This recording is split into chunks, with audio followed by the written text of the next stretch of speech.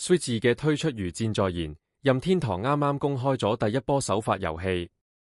當中以輪椅籃球為主題嘅遊戲都幾出人意表。點解老任會揀呢個咁冷門嘅運動項目？諗深一層，其實都幾有道理。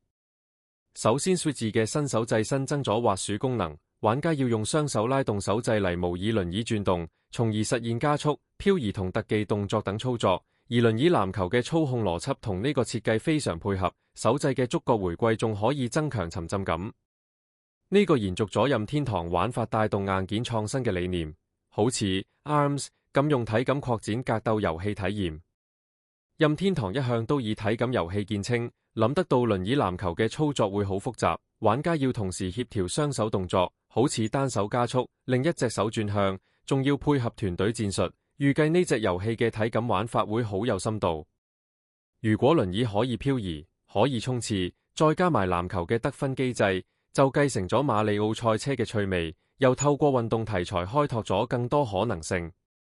雖然輪椅籃球係小眾運動，但任天堂正好可以透過呢個題材傳遞包容性價值觀，將殘障人士運動融入主流遊戲文化。更加重要嘅係，呢個選擇既避免咗同好似 NBA 主流體育遊戲直接競爭，又塑造咗獨特嘅品牌形象。估計呢個冷門選擇都會容易引起玩家好奇同傳媒討論。聽講未來仲計劃加入輪椅塗裝自定等內容，都係延續七蛋大作戰系列嘅個性化營運策略。